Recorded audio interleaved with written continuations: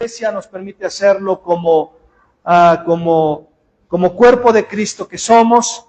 Y sea usted una vez más bienvenido a esta iglesia solo por su gracia, en la cual este domingo 19 de mayo estamos aquí reunidos. Amén.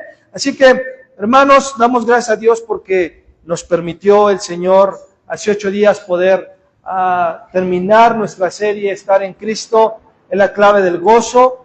Nos permitió terminarla después de un buen tiempo en ella, permitió que pudiéramos ver los tesoros, las riquezas de esa carta. Y el día de hoy, hermanos, estaremos comenzando una nueva serie que lleva por título, Si lo sabes, vívelo. ¿Sí? Va a ser la nueva serie que vamos a comenzar, Si lo sabes, vívelo. Y esta serie va a estar basada en la carta a Santiago. Y nuestro tema del día de hoy, hermanos, es la antesala de lo que va a ser la carta o la epístola a Santiago. Y lo que puedo adelantar, hermanos, es que esta epístola a Santiago se ha comparado con los libros de sabiduría del Antiguo Testamento. Es comparada con el libro de Proverbios, debido a su declaración directa y punzante acerca de la vida, de vivir sabiamente. Es considerada como el proverbio del Nuevo Testamento. También, hermanos, por su aguda condenación, la carta de Santiago hacia la injusticia social que vemos en el capítulo 2 y el capítulo 5 de esa carta, ha hecho que algunos la llamen el Amós del Nuevo Testamento. Pero Santiago, hermanos, también tuvo influencia profunda acerca del Sermón del Monte expuesta por nuestro Señor Jesucristo. Sin embargo, hoy no entraremos a la epístola, a la carta, así que hoy sí veremos, ¿verdad?, este tema número 1, y el tema lleva por título Un cristiano conforme a la Biblia. Un cristiano conforme a la Biblia, y este tema es la antesala, hermanos, de lo que vamos a estar viendo en la carta a Santiago. ¿Sí? Vamos a estar viendo en estos 5 capítulos que comprenden la epístola a Santiago, como les decía, y este día vamos a ver la antesala a eso. ¿Por qué? Porque es necesario escudriñar nuestro corazón, analizar nuestra vida, analizar nuestro corazón en todo nuestra vida como hijos de Dios. Así que vamos a la Escritura, hermanos, vamos a Mateo capítulo 7, versículos del 21 al 23, por favor. Mateo 7, 21 al 23.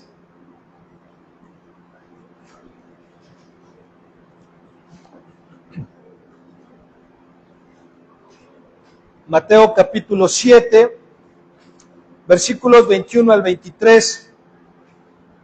Dice así: No todo el que me dice, Señor, Señor, entrará en el reino de los cielos, sino el que hace la voluntad de mi Padre que está en los cielos. Muchos me dirán en aquel día, Señor, Señor, no profetizamos en tu nombre, y en tu nombre echamos fuera demonios, y en tu nombre hicimos muchos milagros. Entonces les declararé, dice el Señor, jamás los conocí, apártense de mí los que practican la iniquidad. Vamos a orar. Padre, te damos gracias una vez más. Agradecemos, Señor, tu fidelidad sobre nuestras vidas. Agradecemos, Señor, tu presencia sobre nuestras vidas y en ese lugar. Gracias te damos, Señor, porque es a través de tu palabra que podemos ser instruidos y edificados para hacer morir la carne, para hacer morir la vida de pecado, Señor, el pecado que aún mora y que vive en nosotros, Señor. Hoy te damos gracias por ello, en el nombre de Jesús, que tu palabra pueda seguir transformando nuestros corazones, que como hijos tuyos, Señor, redimidos por Cristo, podamos ser obedientes a lo que tu palabra nos enseña. En este día, Padre, sea tu Espíritu Santo ayudando a poder exponer tu palabra de una manera clara, de una manera entendible. Señor, que sean tus palabras, no las mías. Nos abandonamos a ti pidiéndote ese respaldo de tu Espíritu Santo y que, Padre eterno, tu palabra pueda cobrar vida en cada corazón que nos escucha en este día, Padre. Te bendecimos y te exaltamos en el nombre de Jesús. Amén, amén y amén. Y una de las cosas con la cual podemos comenzar esta mañana, este día, es haciendo la pregunta: ¿Cuándo una persona puede decir con toda seguridad, yo soy cristiano? ¿Cuándo tú como persona pudiste decir o puedes decir, yo soy cristiano, no importando la edad que tengas, no importando la edad que tú tengas? ¿Cuándo una persona puede decir con toda seguridad, yo soy cristiano? Ya que si cometemos, hermano, una equivocación, en esto sería algo terrible, ¿sí? Porque hay muchos que se consideran cristianos sin serlo hoy en día. Y lo hemos dicho en repetidas ocasiones, lo hemos dicho muchas veces, y que esas personas que se consideran cristianas sin serlo, lo hacen porque piensan que al hacer ciertas cosas que competen a las actividades de la iglesia, o por tener cierta posición, o inclusive pudiera decirse que por tener cierto conocimiento de la Biblia, no lo hace cristiano, o piensa que por esa razón, por esa causa, nos hace cristianos, o nos convertimos en cristianos. Y el problema, hermanos, que todo esto es la gravedad del asunto. En todo esto, la gravedad del asunto es que tal persona se dará cuenta que no era cristiano ya demasiado tarde. Es por eso que el salmista nos invita todos los días a escudriñar nuestro corazón. Dios, mira lo que hay en mi corazón, escudriña mis pensamientos, ve lo que hay en ellos, si no te agradan, si no te gustan, pero Señor, guíame por sendas de vida eterna. Aquello que no te está siendo grato delante de ti, Señor, quítalo de mi vida, ayúdame a vivir bajo el estándar de tu palabra. Muchas veces, hermanos, estas personas, si hoy tú puedes decirle, tú eres cristiano, tú crees en Cristo, todos te pueden decir que sí. Hoy podemos, inclusive dentro de la iglesia, y ver y decir que somos cristianos. Sin embargo, hermanos, es necesario que tú y yo podamos examinar nuestra vida. Si somos cristianos, ¿cómo hemos llevado esa vida de cristianos hasta el día de hoy? ¿La hemos llevado viviendo y honrando el nombre de nuestro Dios? ¿O la hemos llevado de tal manera que la gente rechaza, menosprecia el nombre de Cristo por nuestra forma de ser, por nuestra conducta? La Escritura, hermanos, no solo enseña que muchos están engañados, sino que también muchos seguirán engañados. Y para esta pregunta, hermanos, vamos a tener 4 respuestas que nos mostrarán si somos cristianos conforme a lo que la Biblia nos enseña. Así que, número 1, el cristiano conforme a la Biblia encara, le hace frente a la realidad de su pecado personal. Un distintivo del cristiano verdadero, un distintivo, hermanos, del cristiano que es conforme a la Escritura, es que lucha en contra de su pecado. No lo apapacha, no lo hace a un lado por un tiempo, lucha en contra de su pecado. La Escritura nos declara, porque aún no has luchado hasta la sangre en contra de tu pecado. Sin embargo, hermanos, si somos cristianos verdaderos, vamos a hacer todo lo que esté en nuestras manos hacer en contra del pecado que mora aún en nosotros. ¿Por qué, hermanos? Porque aún hay cosas que estorban en nuestro corazón, en nuestra relación con Dios, y el problema de eso es que esas cosas, hermanos, hacen que el Evangelio sea menospreciado, el nombre de Cristo sea vituperado, nuestra forma de vivir, nuestra forma de pensar, nuestra forma de hablar. Entonces, hermanos, cuando se predica el Evangelio de nuestro Señor Jesucristo, sabemos que esta palabra Evangelio viene de una palabra griega compuesta que significa buenas noticias. El Evangelio son buenas noticias, ¿sí? Por tanto, hermanos, entendemos que el Evangelio es una buena noticia para el que la oye, pero es una buena noticia que comienza con una mala. Es una buena noticia que comienza con una mala, y si no entendemos la mala, hermanos, tampoco vamos a entender la buena, ¿sí? La pregunta sería, ¿cuál es la mala noticia? Que es el punto de partida del Evangelio. ¿Cuál es la mala noticia? La mala noticia, hermanos, es que el hombre es pecador y que el hombre ha sido ha transgredido la palabra de la palabra de Dios, la ley de Dios, ¿sí? Y esa es la mala noticia, que todo hombre nacido de mujer es pecador por naturaleza. Todos nacemos con tendencia a pecar, ¿sí? Entonces, por consiguiente, si transgredimos la ley de Dios, seremos juzgados, hermanos, ante el tribunal de aquel que está sentado en el trono. Recordemos que como hijos de Dios, si somos hijos de Dios nacidos de nuevo, nos presentaremos ante el tribunal de Cristo, pero no solamente para recibir la recompensa, como dice la palabra, sino para ser juzgados por lo que no hicimos, porque por lo que debimos hacer y no lo hicimos, o por lo que ni siquiera intentamos hacer, de lo que Dios nos mandaba. Vamos a ser juzgados conforme a eso, y en base a eso dice la Escritura que Dios recompensará lo que hayamos hecho en nuestra vida como hijos de Dios. Si somos hijos de Dios, si no somos hijos, si la persona no es hija de Dios, entonces compadecerá ante el tribunal de Dios, en los cielos el día de mañana. Y como el pecado, hermanos, es la problemática del ser humano, es por ello por lo que Cristo vino al mundo para salvar a su pueblo de su pecado. ¿Sí? Vamos a primera carta a Timoteo, capítulo 1, versículo 15.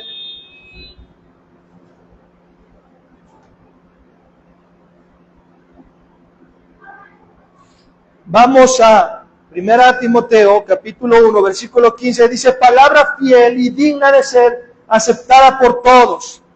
Cristo Jesús vino al mundo para salvar a los pecadores, dice Pablo, entre los cuales yo soy el primero. Y es lo que vemos, es el reconocimiento de que aún no he alcanzado esa plenitud en Cristo Jesús, que aún me falta mucho por recorrer, que aún hay cosas con las cuales yo puedo batallar en mi vida y que necesito hacerles frente, que necesito encarar esas cosas, no apapacharlas, porque de lo contrario entonces se dudaría que fuera cristiano.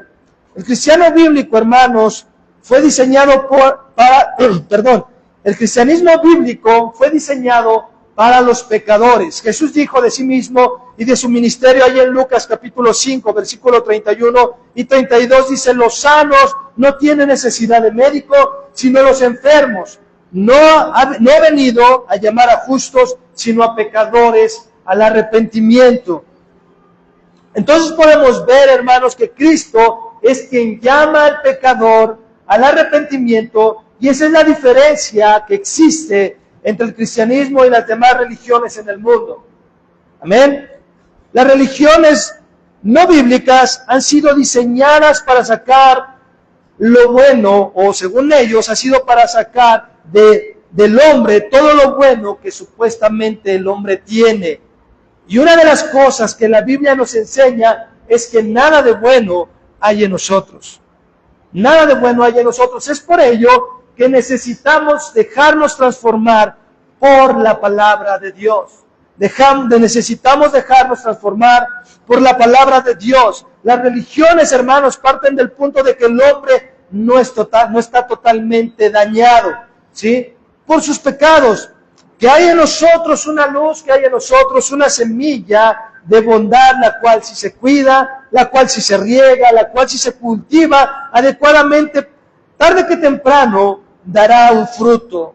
Ellos dicen, el hombre no es tan malo, ¿sí? Sin embargo, hermano, la Escritura nos enseña que todo hombre nacido de mujer, como lo decía hace un momento, es pecador por naturaleza, está muerto espiritualmente, con la excepción de nuestro Señor Jesucristo, que fue nacido sin pecado, ¿sí? Vamos a la carta a los Efesios, capítulo 2, versículo 1, por favor. Efesios, capítulo 2, versículo 1.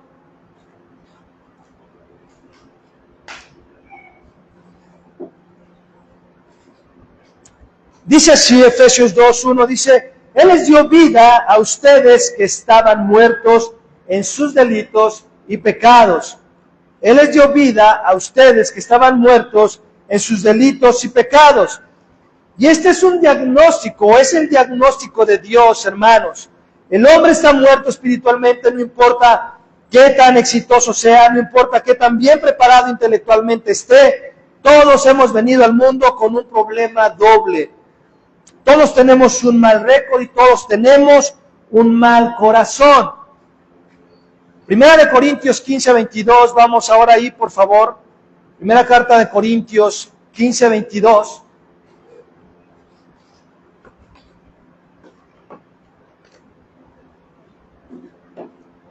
Primera carta a los Corintios 15:22 dice que todos somos muertos en Adán. Y eso, hermanos, a eso debemos añadir la carga adicional por nuestras transgresiones delante de Dios. Y esto nos enseña que el ser humano no solo será condenado, hermanos, por el pecado de Adán, sino también será condenado por su propio pecado.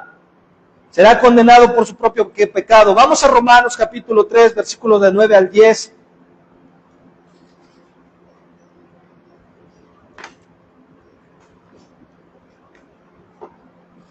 Romanos capítulo 3, versículos 9 al 10 dice, entonces, ¿qué? ¿Somos nosotros mejores que ellos? De ninguna manera, porque ya hemos denunciado que tanto judíos como griegos están todos bajo pecado, no importa quién tú seas, no importa de dónde vengas, no importa de qué país seas, no importa de qué nivel socioeconómico tú estés, todos están bajo pecado, dice la Escritura. Como está escrito, no hay justo ni aun uno, no hay quien entienda, no hay quien busque a Dios. Todos se han desviado, a una se hicieron inútiles, no hay quien haga lo bueno, no hay ni siquiera uno, dice la Escritura. Como criaturas de Dios, hermanos, somos responsables delante de Él, de nuestras acciones y pensamientos. Delante de Dios, como criaturas de Él, somos responsables de nuestras acciones y pensamientos. Así que, así como no podemos violar, hermanos, la ley de la gravedad, tampoco podemos violar la ley de Dios sin recibir consecuencias. Hermano, que Dios en su misericordia es paciente para contigo, es paciente para con nosotros. No significa que cuando tú violas la ley de Dios, transgredes el mandamiento de Dios y no sucede nada en ese momento. No quiere decir que no va a venir una consecuencia. Simplemente que Dios es lento para la ira y rico en misericordia, es tardo para enojarse y nos da una oportunidad tras otra oportunidad, pero también, hermanos, si nosotros nos aferramos a nuestro pecado, a no dejar el pecado, a seguir en la misma condición del corazón, con la misma actitud de nuestro corazón, tarde que temprano el Señor va a ajustar cuentas con cada uno de nosotros. ¿Sí? Y Dios, como soberano creador del universo, hermanos, es el único que tiene el derecho a juzgarnos, de juzgar a todo hombre que viola sus mandamientos. Él es el único que lo sabe todo. Amén. Vamos a carta a los Hebreos, capítulo 4, versículo 13, por favor. Hebreos 4:13.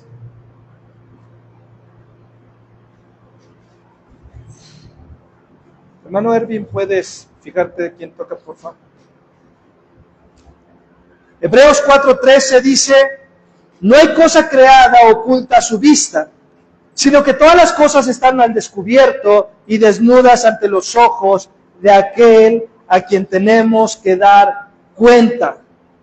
No hay cosa creada oculta a su vista, sino que todas las cosas están al descubierto y desnudas ante los ojos de aquel a quien tenemos que dar cuenta. Hermano, todas las cosas están desnudas delante de Dios. Y la palabra todas significa en el griego todas las cosas. Todas las cosas, hermano, no hay una cosa que tú vivas que esté oculta delante de Dios. No hay una cosa, hermanos, que tú pienses, no hay una cosa que esté fuera de su alcance, que Él no pueda ver, que Él no pueda ver en nuestros corazones. Así que tus pensamientos, tus motivaciones, las inclinaciones de tu corazón, las cosas que has hecho en secreto, que nadie ha visto, dice la carta a los Hebreos, todas esas cosas están desnudas y al descubierto delante de Dios. No importa si tu esposo no te vio, no importa si tu esposa no te vio, no importa si el hermano no sabe lo que tú piensas de él, no importa nada de eso, lo que importa es que Dios sí lo sabe. Y si tu corazón no está direccionado al corazón de Dios y al pensamiento de Dios, entonces, tarde que temprano, Dios nos llamará cuentas de ello. Dios nos llamará cuentas de ello. Vamos a Apocalipsis, capítulo 20, versículo 11 al 12. Entonces podemos decir que Dios está al tanto de cada vez que te has desviado de su ley moral.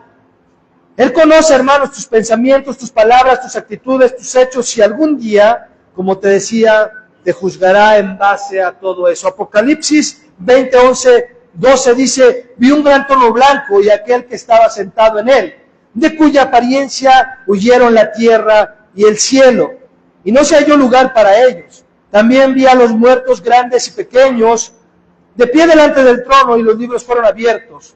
Otro libro fue abierto, que es el libro de la vida. Y los muertos fueron juzgados por lo que estaba escrito en los libros según sus obras. Y los que están escritos en el libro de la vida serán juzgados conforme al tribunal de Cristo. Como el mal, hermanos, está dentro del corazón del hombre, entendemos que no son las circunstancias que llevan al hombre a hacer lo malo. Hermano, la circunstancia simplemente es la excusa para poder justificar mi pecado. La circunstancia solamente es la excusa para poder encubrir, justificar mi pecado. Y eso ha sido el problema, hermanos, en estos tiempos. Ya que los expertos, hermanos, concluyen que el problema está en el ambiente, en las circunstancias. Ellos dicen, si logramos cambiar las circunstancias, si logramos cambiar el entorno, si logramos cambiar el ambiente, sin duda alguna, entonces el hombre va a cambiar. Y eso no es así. Tu corazón puede estar tan duro que a un Dios le cueste trabajo quebrantarlo. Le cueste trabajo quebrantarlo, hermanos. Pero, sin duda alguna, no son las circunstancias, no es el ambiente. Es como en un trabajo. Es que aquí hay buen ambiente laboral y que no sé qué, y cuando ves, es el puro peleadero adentro de la empresa, ¿verdad? Que de ambiente laboral bueno no tiene nada. Pero no son las circunstancias, hermano. No son las circunstancias. No es, lo vamos a trasladar a la iglesia, no es la iglesia. Es tu corazón. No es el lugar, no es la enseñanza. Es tu corazón. El que se ha desviado de la ley de Dios. Es tu corazón. Como decíamos la semana pasada, el que está en descontento. Es tu corazón el que no es agradecido con lo que Dios te da, con lo que Dios te permite tener. Entonces, hermanos, nuestro Señor Jesucristo tiene un diagnóstico diferente. Él dice que las maldades salen de dentro del corazón. Las maldades del hombre salen de dentro del corazón. Entonces, no podemos culpar a los amigos, no podemos culpar a la educación que nos dieron nuestros padres o al trato que nos dieron nuestros padres. No podemos culpar a nuestro cónyuge, no podemos culpar al sistema político y social que nos rige. No podemos culpar a las circunstancias, hermanos. ¿Por qué? Porque sin duda, y que sin duda alguna, de todas esas cosas sí podemos ser influenciados, pero no podemos culpar a eso, porque la maldad del hombre radica en el corazón de él. La maldad del hombre radica en su corazón. Es por ello que debemos evaluar en qué posición está nuestro corazón el día de hoy. ¿Cómo está nuestro corazón? ¿Lo estamos derramando delante de Dios en oración? Lo que decíamos en la clase hace un rato, si mi vida de oración no es una vida constante, no espere yo que mi actitud pueda cambiar. Y cuando yo no tengo una vida de oración, es visible ante los ojos de los demás. Por tus acciones, tus actitudes, nuestra forma de ser, nuestra forma de hablar, nuestra forma de pensar, dice que no estamos teniendo una comunión con Dios, que no estamos sometiéndonos al señorío de Jesucristo. La pregunta sería, ¿alguna vez hemos sentido la carga por tener un corazón corrompido por el pecado? ¿Alguna vez has sentido la carga verdaderamente de decir, Dios, te fallé? No quería hacerlo, Señor, pero terminé haciéndolo. Por eso dice el salmista, no dejes que mi pie resbale. Hermanos, porque todos los días estamos expuestos al pecado. Todos los días estamos expuestos a la tentación. Todos los días estamos expuestos a actuar de una manera incorrecta delante de Dios. El problema es que cuando no hay esa carga en nuestro corazón, hermano, lo vamos a pasar por alto. Cuando no hay una carga en nuestro corazón de verdaderamente entender que nos corrompemos muy fácil ante el pecado, ante las circunstancias, ante la tentación, hermano, no esperemos poder tener una vida diferente a la del mundo. No esperemos poder tener una vida diferente a la del mundo. ¿Alguna vez te has sentido perdido delante de Dios por tener un mal récord y un mal corazón? ¿Alguna vez te has sentido perdido de decir, Dios, creo que estoy perdiendo el rumbo? O sea, estaba caminando bien y de repente no sé qué pasó. No sé qué pasó, Señor, que empiezo a disfrutar lo del mundo, empiezo a disfrutar con lo que soy ahora. El problema es que no nos frenamos y no corregimos, no nos regresamos. El teólogo puritano John Owen, hermanos, decía lo siguiente: no puedo entender cómo un hombre puede ser verdadero creyente si el pecado no es su más grande carga, su más grande problema y su más grande dificultad. No puedo entender cómo un hombre puede ser un creyente, un verdadero creyente, si el pecado no es su más grande carga, no es su más grande problema y no es su más grande aflicción. La pregunta es, ¿cuál es tu más grande problema? ¿Cuál es tu más grande carga? ¿Cuál es tu más grande aflicción en tu vida, hermano? ¿Es el pecado? ¿O es porque no hay economía? ¿O es porque no hay esto, no hay aquello? ¿Cuál es tu mayor carga en nuestras vidas? Lamentaciones 3:39 dice, ¿por qué se lamentará el hombre viviente? Laméntese el hombre en su pecado.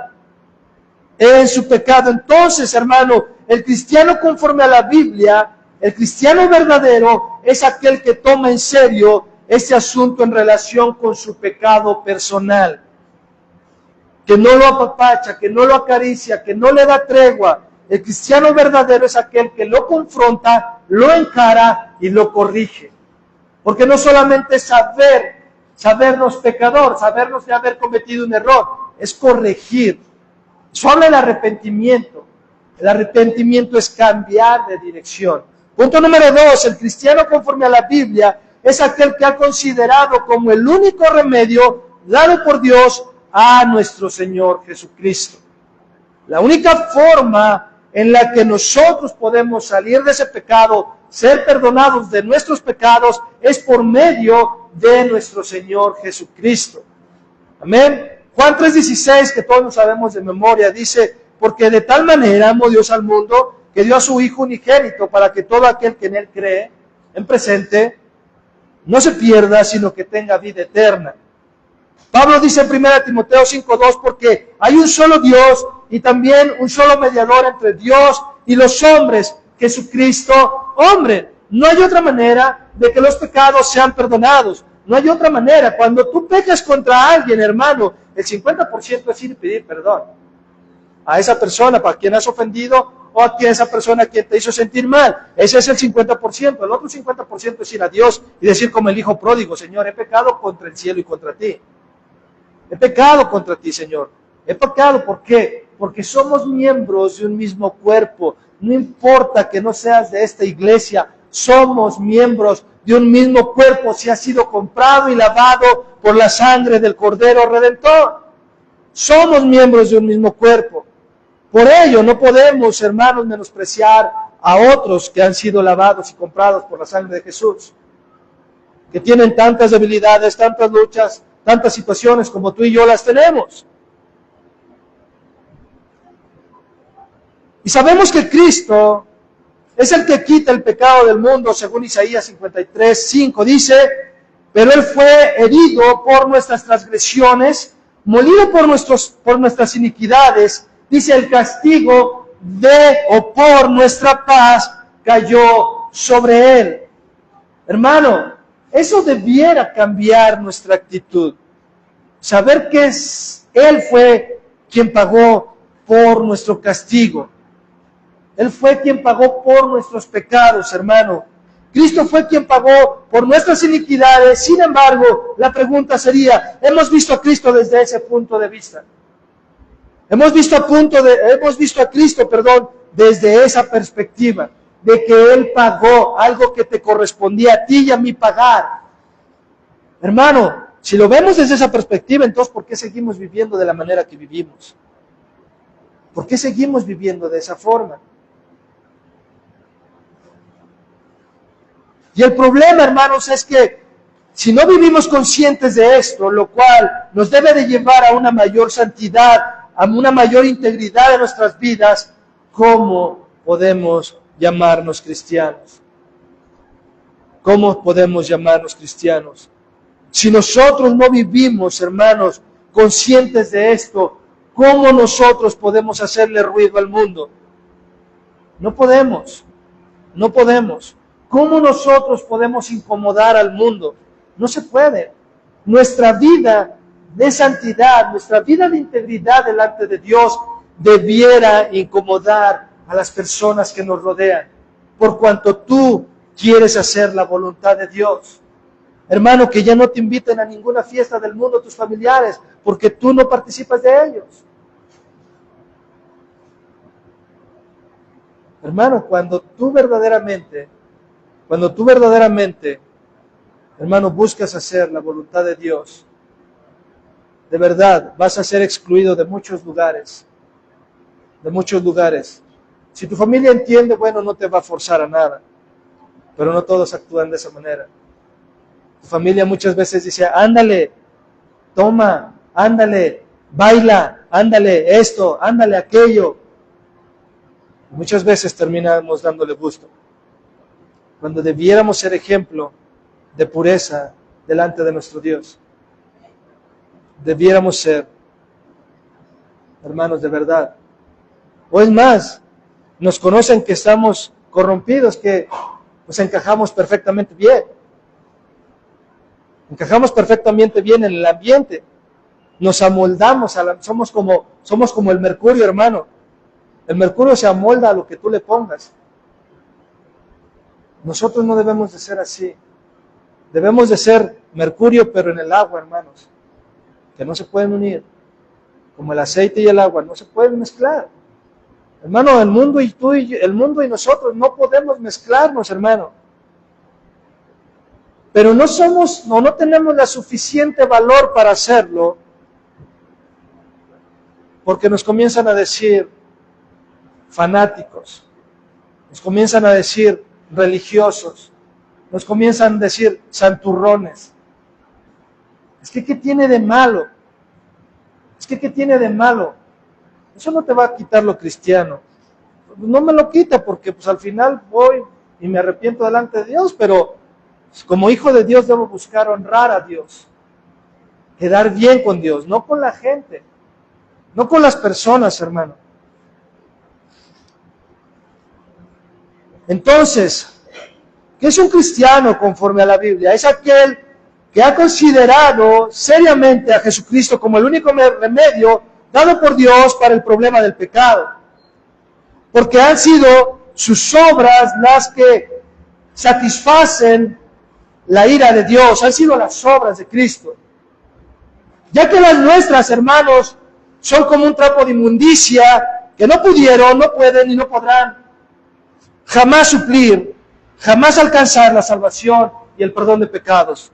Por lo que tú hagas, jamás será alcanzada la salvación y el perdón de pecado. Punto número 3. Un cristiano conforme a la Biblia es aquel que se adhiere de todo su corazón a los términos que Dios ha señalado para obtener los beneficios de la provisión divina para el pecado. Y para obtener los beneficios, hermano, de la provisión divina por medio de Cristo, hay dos medios para obtenerlo. Uno es el arrepentimiento y el otro es la fe. Amén. Vamos a Marcos capítulo 1, versículo 14 y 15, por favor. Marcos capítulo 1, versículo 14 y 15.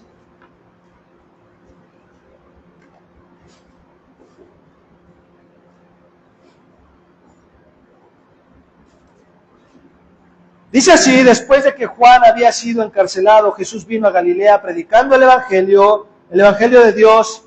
El tiempo se ha cumplido, decía, el reino de Dios se ha acercado, arrepiéntanse y crean en el Evangelio. ¿Sí? Los beneficios de la provisión, o para obtener esos beneficios de la provisión de Dios, debo tener en mi corazón arrepentimiento y fe. Dice, el reino de Dios se ha acercado, arrepiéntanse y crean en el Evangelio. Y esto, hermanos, es solo lo que Dios demanda del hombre pecador: arrepentimiento y fe. No se puede cubrir una cosa sin la otra. Dios siempre nos llama al arrepentimiento. Pablo dijo ahí en Hechos 20:21, vamos ahí por favor, Hechos capítulo 20, versículo 21.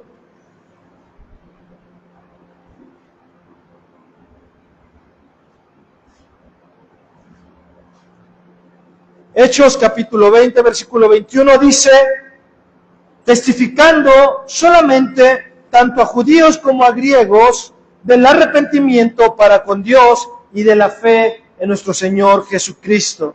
El arrepentimiento, hermano, no es sin otra cosa que tomar una seria determinación de divorciarse de la vida de pecado. El arrepentimiento no es sino otra cosa que tomar una seria decisión o determinación de divorciarse de la vida de pecado, hermano. El arrepentimiento es separarme del pecado, divorciarme del pecado. Es la reacción del individuo que vuelve en sí y por primera vez considera su pecado como la fuente de toda su desgracia, ¿sí? Como algo de lo que debe huir. Y sin ese arrepentimiento, hermano, nadie podría disfrutar de la salvación que Dios ha provisto por medio de Cristo. Sin arrepentimiento no hay salvación de pecado. No hay salvación para nuestras vidas. El Señor Jesucristo lo recalcó 2 veces en Lucas. Dice, si ustedes no se arrepienten, todos perecerán. Si ustedes no se arrepienten, todos perecerán. Lucas 13, del versículo 3 y versículo 5. Ahora escucha esto. Nadie encontrará perdón para su alma mientras siga casado con el pecado. Nadie encontrará perdón para su alma mientras siga casado con el pecado. Punto número 4. Un cristiano conforme a la Biblia es aquel que manifiesta en su vida los frutos de la fe y el arrepentimiento. ¿Sí? No es suficiente, hermanos, no es suficiente proclamar con los labios que nos hemos arrepentido.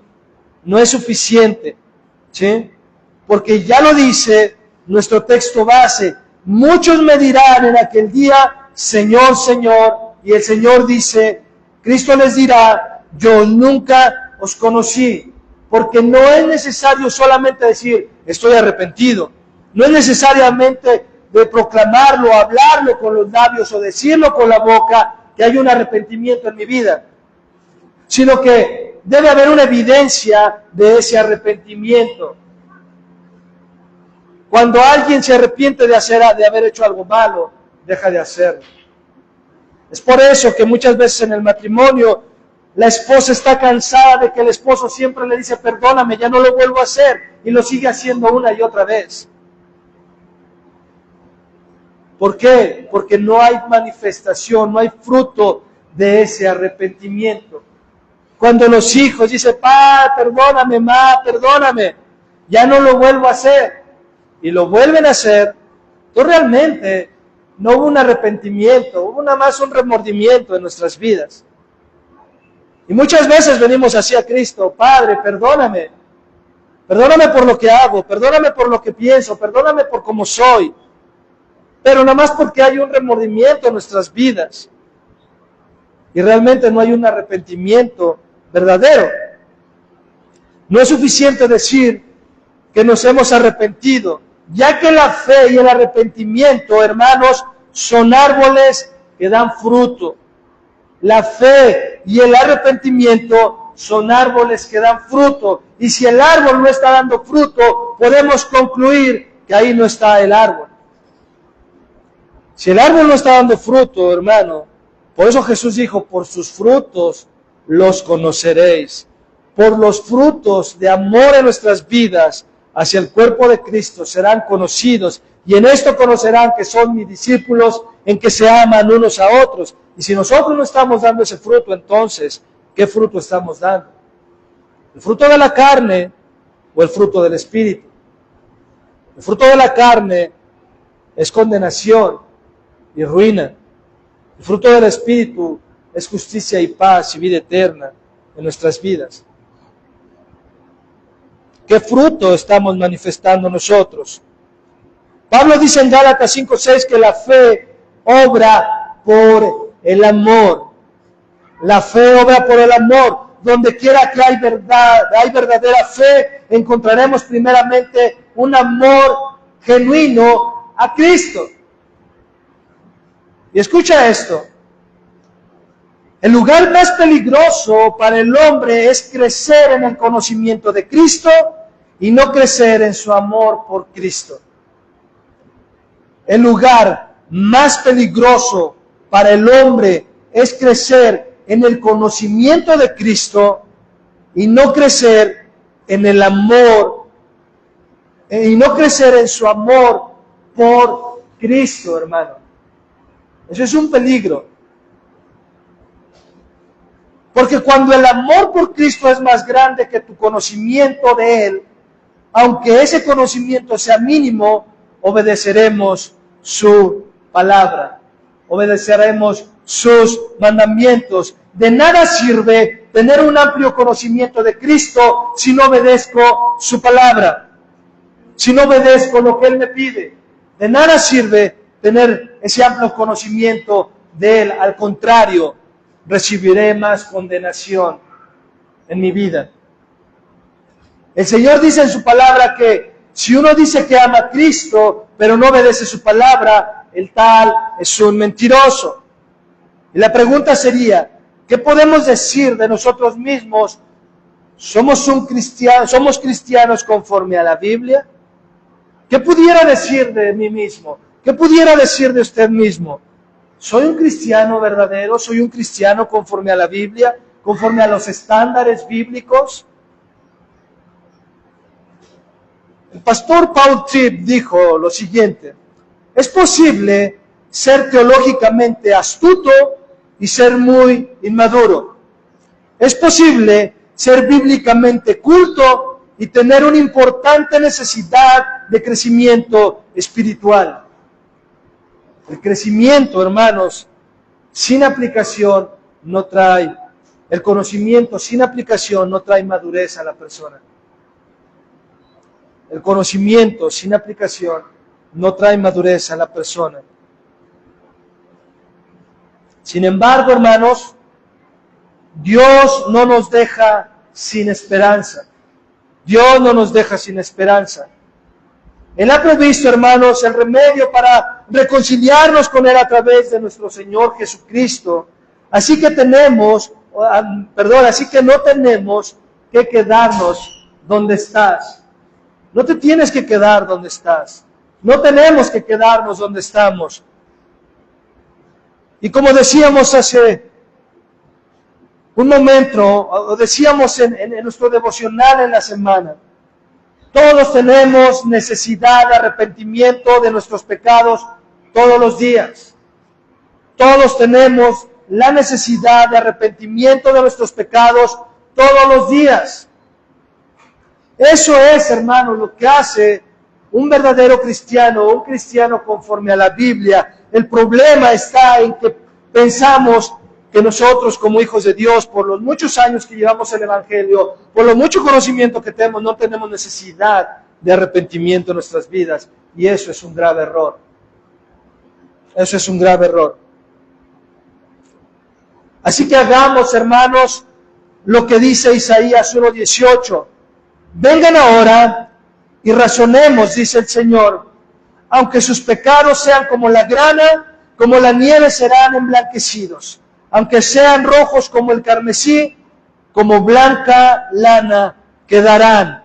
Pero dice el Señor de los ejércitos, vengan hoy, no mañana, vengan hoy, porque hoy es el día de salvación. Hoy es el día en que tú y yo debemos de arrepentirnos de lo que hemos llevado, lo que hemos hecho hasta el día de hoy, de cómo hemos llevado nuestra vida en Cristo. Vengan ahora y razonemos, dice el Señor, aunque sus pecados sean como la grana, como la nieve serán emblanquecidos, aunque sean rojos como el carmesí, como blanca lana quedarán.